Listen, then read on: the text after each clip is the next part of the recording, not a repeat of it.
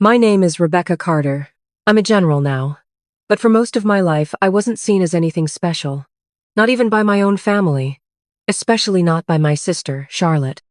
Charlotte was the golden child, always polished, always praised. Blonde hair, perfect smile, the one who wore her medals before she earned them. And me? I was the quiet one. The one who helped clean up after dinner. The one who stayed behind while everyone else got applause. Growing up, I learned early how to stay small. I'd sit in the back seat, hands folded, listening while Charlotte talked over me. She had this habit whenever she didn't understand something, she'd laugh. Not a kind laugh. A sharp one. She did it a lot around me. One day, I remember showing her a silver bracelet I'd saved up for. It wasn't anything fancy, just something that reminded me of the moon. I told her it helped me feel brave. She held it up, squinted, and said, "This? This looks like something a cashier would wear." Then she tossed it back on my bed and walked away. I still have that bracelet. As we got older, the distance between us grew. Charlotte became more polished, more successful, at least on paper. She studied business, got a job in corporate, dated the right kind of men. I went a different way. I joined the military, but I never told her what I actually did there.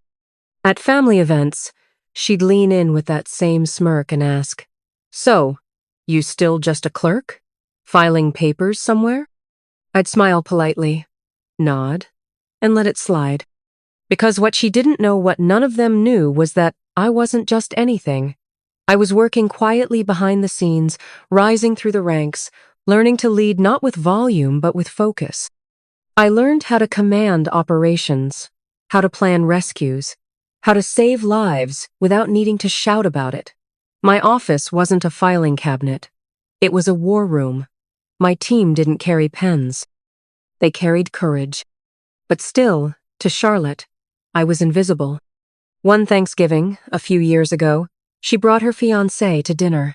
His name was Mark. He was polite, a little stiff, the kind who wore suits even on holidays. We were all gathered around the table when Charlotte, halfway through her second glass of wine, leaned over and said, "Rebecca's in the army or something, right? Like a desk job? Logistics, maybe?" Then she turned to Mark. "She's the responsible one, always keeping things organized." I didn't respond. I just kept eating my mashed potatoes. But Mark paused. He looked at me a little longer than expected. "Wait," he said slowly. "Rebecca Carter?" I nodded, still silent. His face changed. The color drained. He straightened up. "You're General Rebecca Carter?" The room went still. Even Charlotte's fork stopped midair. For a second, I felt bad. Not for who I was, but for how small she'd made me feel, all those years. How little she knew. She didn't say anything after that. Neither did I. Because sometimes, the best way to speak is to let your truth speak for you. And that was the first time my sister saw me. Really saw me. Not the quiet one, not the helper, not the clerk, but the woman who never needed to shout, to lead. That moment at the dinner table changed something not just for Charlotte, but for me too. For years, I had learned how to shrink myself to fit the space people gave me. I thought if I kept my head down, worked hard, stayed quiet, it would all make sense one day. But that look on Mark's face, the sudden recognition, the respect, it was like a door opening. And I realized just how long I'd been living in someone else's shadow, even when I'd already stepped into the light. After dinner, I went outside to breathe. The autumn air was crisp. I could still hear laughter from the living room, but I needed space. A few minutes later, Mark came out. He stood next to me, hands in his coat pockets, and said, "I read about your rescue mission overseas last year. You saved an entire team. That was you?" I nodded. He exhaled. "Wow. You have no idea how many people look up to you. Even in my office, we've talked about you like a legend." It felt strange, hearing that. Not because I didn't believe it, but because I'd never heard it spoken out loud before. It wasn't that I needed praise. But sometimes, even the strongest people need to be seen. Mark hesitated, then asked, "Why don't you talk about your work more?" I shrugged. Because people like Charlotte never really asked, and I got used to thinking it wasn't worth explaining. He looked at me then, really looked. "It is," he said. "It really is." The next day, things were quieter. Charlotte didn't make jokes. She didn't tease, but she also didn't apologize. That wasn't her style. Instead, she acted like nothing had changed, but her eyes followed me more. I could feel the shift. It wasn't dramatic, it wasn't warm, but it was there, a quiet realization settling in. The funny thing is, I didn't feel angry. Not even after all those years of being overlooked. What I felt was free, like I didn't need to prove anything anymore. I had spent so much time trying to stay invisible that I'd forgotten how to stand fully in who I was. But I wasn't hiding anymore. A week later, Charlotte sent me a message. Not a long one, just a simple line. I had no idea. "You've always been braver than me." I stared at it for a while. It was the first honest thing she'd said to me in years. And it hit me sometimes. The people who put you down are just afraid you'll rise higher than they ever dared to try. Charlotte always needed to shine. I just learned how to survive without a spotlight. But the truth? I wasn't surviving anymore. I was leading. I was choosing my path, not just walking the one others expected me to follow. And maybe, just maybe, that quiet strength, the kind that doesn't need to yell, was exactly what leadership looked like. That winter, I was promoted again. More responsibility. A bigger team. And for the first time, I invited my family to the ceremony. Charlotte came. She wore a navy blue dress and stood in the back, quiet, watching. She didn't interrupt. She didn't joke. She just stood there, listening, like she was seeing a version of me she never believed could exist. But I did. I always had. And now, for the first time, I wasn't going to let anyone, family or not, make me feel small again, because I knew who I was. And I wasn't just anything. I was enough, more than enough. And I was only getting started. The ceremony ended with polite applause, handshakes, and a few photos I knew would end up on someone's social media. I smiled through it all, but my eyes kept drifting toward Charlotte. She stood near the exit, still not saying much, her posture slightly stiff. When I finally walked over, she gave me a small nod and said, "You looked comfortable up there." I smiled. I was. For a moment, we just stood there in silence. It wasn't awkward, just new. Like two people meeting again after a long time, unsure if they still knew each other. Back at my place that night, I sat with a cup of tea, watching the city lights blink through the window. I thought about how strange it is the way people try to fit us into boxes. Clerk, officer, sister, woman. As if any one word could hold the whole of us. But the truth is, we're all more than the titles we carry. We're made up of choices, and courage, and quiet strength that doesn't always get noticed until someone finally stops to look. The days that followed were busy. Meetings, reports, late nights. But something had shifted inside me. I was no longer working to prove myself. I was working because I believed in what I did. Because I wanted to lead well, serve others, and show the next generation, especially the women, that being underestimated didn't mean you were unworthy. It just meant your story hadn't been told yet. A few weeks later, I got a call from Charlotte. She asked if we could meet. No occasion, no reason, just coffee. That alone surprised me. When we met at a quiet little cafe near her office, she was already there, sipping a latte, looking out the window. She stood when she saw me and smiled genuine, not forced. We talked about small things at first. Weather, work, family updates.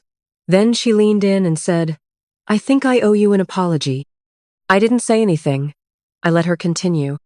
"I think I was jealous," she said. "I thought you were playing small, but really, you were just protecting yourself.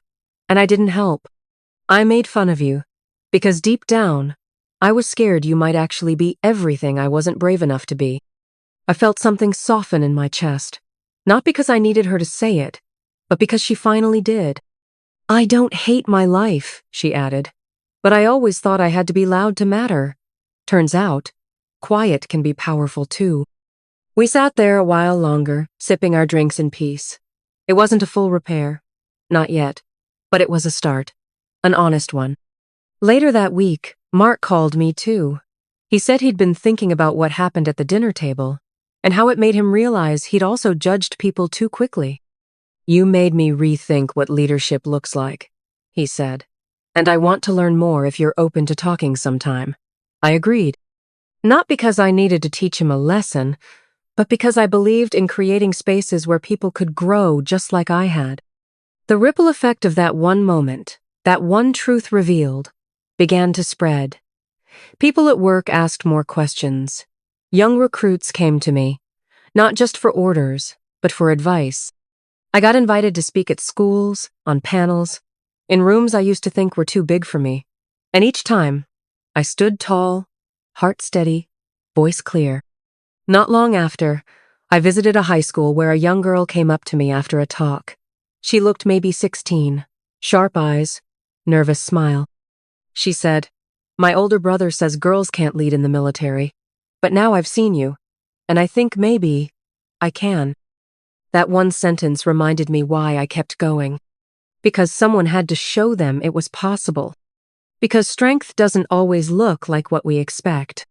And because sometimes the quiet ones are the ones changing everything. I walked out of that school that day knowing the future looked brighter. Not because I was in it, but because now more girls believed they could be too. And that's how real change begins. A month later, Charlotte invited me to her engagement party. This time, it wasn't some grand, intimidating event at a country club. It was a cozy celebration at a beautiful garden venue with twinkling lights, soft music, and genuine laughter floating through the air. I almost said no, not because I was upset, but because I wasn't sure if I belonged there. But something told me to go. Not as General Rebecca, not as the sister she used to mock, just as myself. When I arrived, she greeted me with a warm hug. Not stiff, not polite, real. Mark was standing beside her, his eyes lighting up when he saw me. "Hey, General," he said with a smile that was no longer awkward or sarcastic. "Glad you came," I chuckled. "Just Rebecca tonight," he nodded. "Got it. Just Rebecca." We spent the evening catching up with old friends, sharing stories, and enjoying moments without tension. At one point, Charlotte pulled me aside and said, "You've changed a lot." I raised an eyebrow, half amused. Or maybe I just stopped hiding. She smiled, then looked down. "I'm really proud of you. I know I don't say it much." I squeezed her hand gently. "That's enough." Toward the end of the evening, as people mingled under fairy lights, Charlotte stood up with a glass of champagne and tapped her fork gently. "Before we end the night," she said, "I want to say something." The music quieted, and all eyes turned to her. She looked nervous but steady. "Most of you know me pretty well. You know I've always been the one to take charge, speak up, grab attention. But tonight, I want to thank someone who taught me that strength doesn't always shout. Sometimes, it listens, it observes, it leads quietly but powerfully." She turned toward me, eyes full of emotion. "Becca, I spent years misunderstanding you, judging you, but you've shown me more grace than I deserved. You've shown me what real courage looks like, and I just want to say, thank you." The crowd clapped. Some people looked at me with new eyes. I felt the warmth rise in my cheeks but stayed seated, hand over my heart, smiling softly. I didn't need a spotlight, just that moment of truth. After the party, as I walked to my car under the soft glow of lanterns, I thought about how far we'd come, not just Charlotte and me, but all of you, anyone who's ever been underestimated, overlooked, or mislabeled. It takes time to undo old narratives, but it starts with one person willing to see differently. And sometimes, that person is the very one who once judged you most. Back at work, life moved on. My team grew stronger. Promotions came and went. But the thing I valued most wasn't rank. It was trust, respect, impact. Every time a young woman came to me with doubts in her eyes and left with confidence in her step, I knew I was doing something right. One afternoon, during a routine training session, one of the new recruits stayed behind after everyone else had gone. She looked unsure but determined.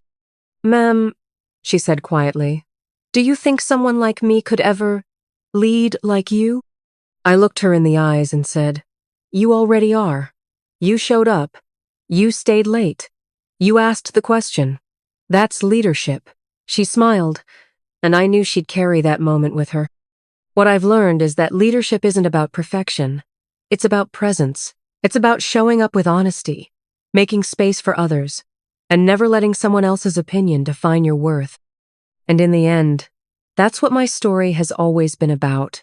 Not revenge, not proving anyone wrong, just living in my truth, standing in my strength, and helping others rise along the way. A few weeks later, I got a letter from my old high school. They were organizing a career day and asked if I could come speak. At first, I laughed. Me? Talking to teenagers about my journey? But something about it felt right. I remembered being that quiet girl in the back of the classroom, invisible to most, doubting herself every step of the way. If I could reach even one student like that, maybe it would be worth it. So, I said yes. When I arrived, the auditorium was already buzzing. Students were half paying attention, some scrolling on their phones, some whispering to each other. I wasn't offended. They were just being kids. I took a deep breath, walked up to the stage in my uniform, and waited for silence. Slowly, the room quieted. Eyes lifted. Phones dropped. Something about the uniform always did that. I smiled gently. "I know what you're thinking," I began. "You're wondering what someone in the military could possibly have in common with you. You're thinking this will be boring, maybe even awkward. And honestly, I get it." That made a few students laugh quietly. But let me tell you something. I wasn't always in charge. I wasn't always confident. And I definitely wasn't the loudest in the room. I was that girl who ate lunch alone sometimes, who got good grades but never raised her hand. People saw me as just average. A clerk. A helper. Nothing more. I saw a few heads nod. But here's what I learned. You don't have to shout to be strong.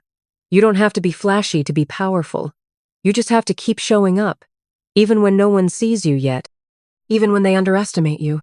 For the next 20 minutes, I told them about the first time I stood up for a teammate, the first time I made a tough call during training, the moments when fear nearly won but didn't. I kept it real. No dramatics, no hero speeches, just small, honest steps that built into something bigger. After I finished, a girl came up to me. Her name was Maya. She had soft eyes and wore a hoodie with the sleeves pulled over her hands. She didn't say much at first, just stood there, then whispered, "Thanks for not pretending. You sound like me." That one sentence made the whole day worth it. Over the next few months, life moved forward in a steady rhythm. I stayed busy at work, mentoring more young recruits, handling operations, and growing into my leadership role. The best part wasn't the title, it was the trust, the quiet moments when people confided in me, when they asked for help without fear, when they showed up fully, without needing to prove anything. One evening, while reviewing reports in my office, I got a call from Charlotte. "Can you come over this weekend?" she asked. "It's nothing big, just, I miss you." Her voice had a softness I hadn't heard in years. That Saturday, I drove over to her place. She greeted me at the door in sweatpants, no makeup, hair in a bun. It felt normal, like we were just sisters again. We sat on the couch, sharing tea, and talking about little things, work, stress, future plans, funny memories from childhood. Then, almost out of nowhere, she said, "I'm sorry I made you feel small." The room went quiet, not awkward, just still. "I didn't know what you were carrying," she continued. "I didn't know how strong you were. I just judged you because I didn't understand you." I looked at her, not with anger, but with calm. "I used to want to prove you wrong," I admitted. "But now, I just want us to understand each other." We both smiled. No need to say more. That night, I left her house feeling lighter. We weren't perfect, but we were trying, and that mattered. Not long after, I was invited to a leadership summit, a mix of professionals from different fields: tech, medicine, education, military. Each person shared their story. Some had built companies. Some had saved lives. When it was my turn, I stood on stage in front of strangers who didn't know my journey. I told them the truth. I spoke about invisible strength, about quiet resilience, about how the world often celebrates the loudest voice in the room, but sometimes it's the quiet ones who change everything. I ended with a simple message. Never assume someone's worth by what they do, or how they sound, or how they look. Everyone carries more than you can see, and sometimes the one you overlook today is the one leading tomorrow. The applause wasn't loud, but it was real. And as I stepped off that stage, I didn't feel like someone who had proven anyone wrong. I felt like someone who had finally come home to herself. That, to me, was the true victory.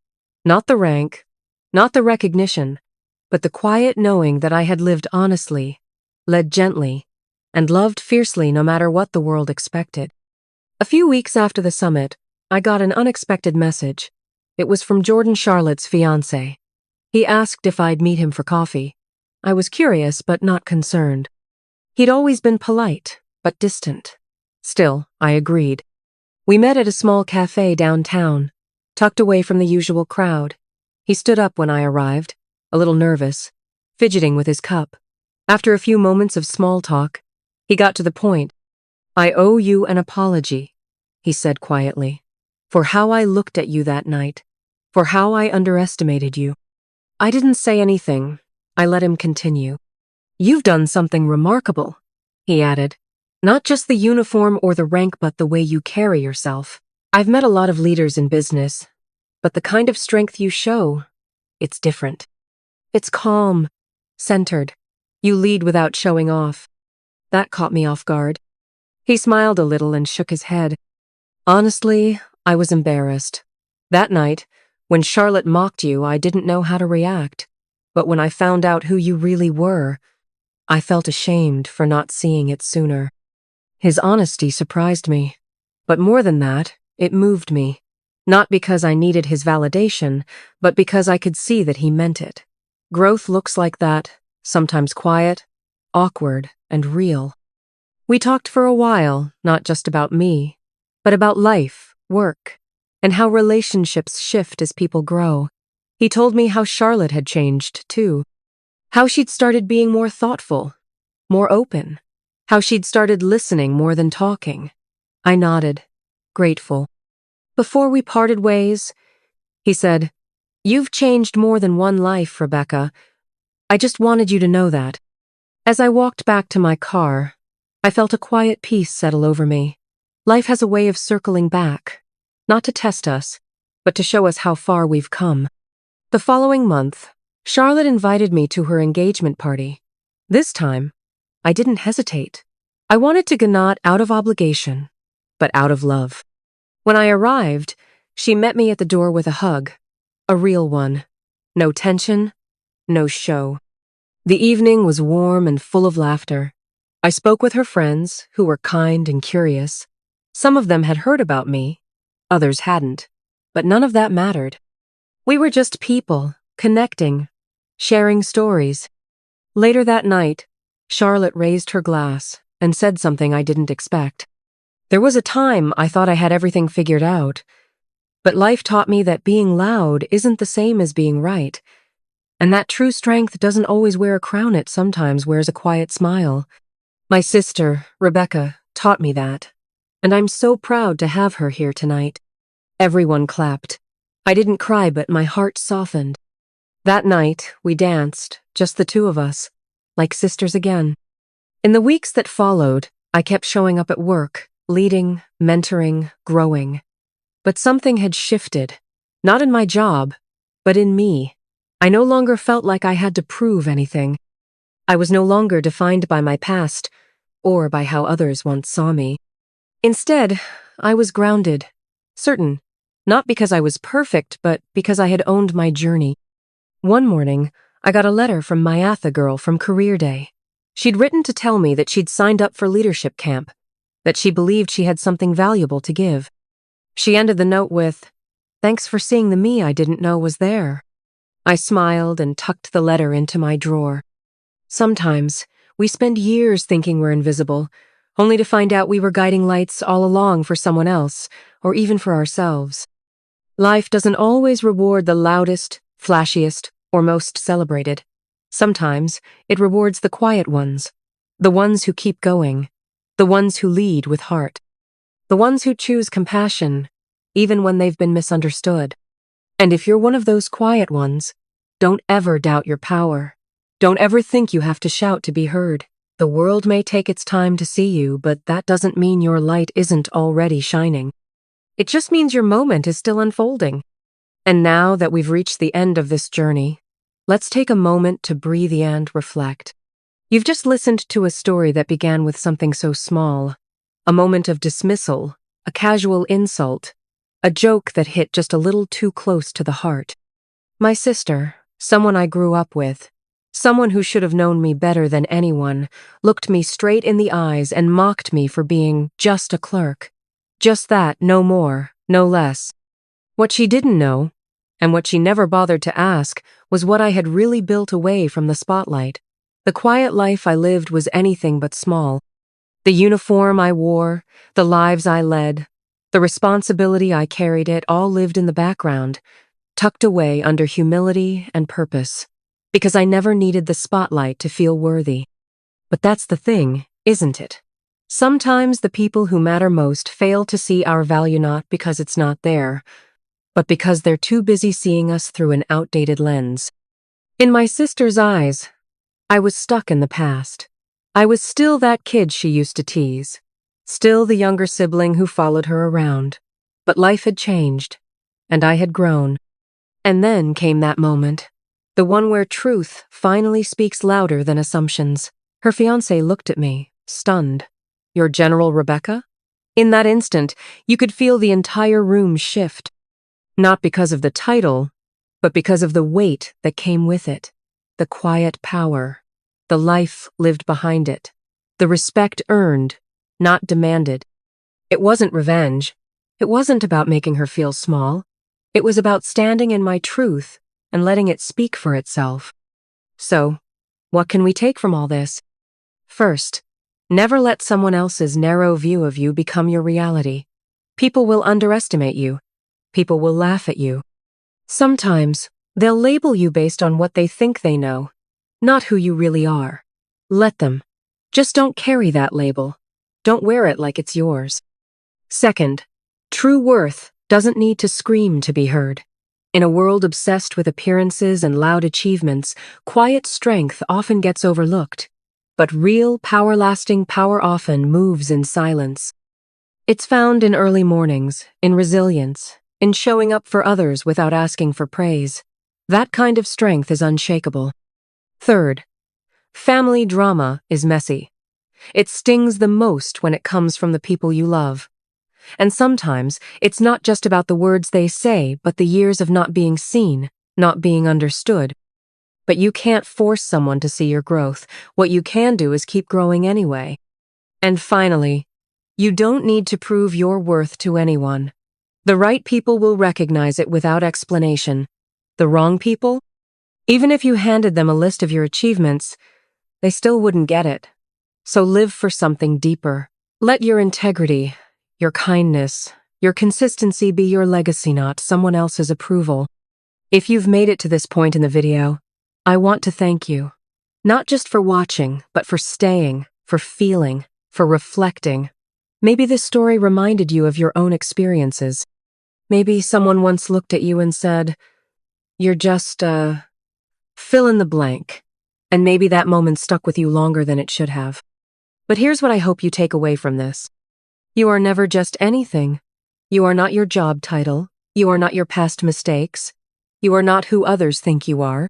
You are who you choose to be through your actions, your decisions, your growth. And even if no one sees that right now, keep going, keep building, keep becoming. Because one day, whether it's in a room full of strangers or a quiet family dinner, your truth will rise. And when it does, you won't need to say a word. The room will go quiet. And the people who once overlooked you will finally understand. Until then, be proud of your quiet strength. Stand tall in your journey. And remember, some of the most powerful stories are the ones that go untold until the world is finally ready to listen. Thank you for being here. If this story touched something in you, leave a comment, share your thoughts, or pass it on to someone who might need it too. Because stories like these, stories of quiet power, growth, and self-worth, they remind us we're not alone. Stay true, stay strong, and never forget who you are.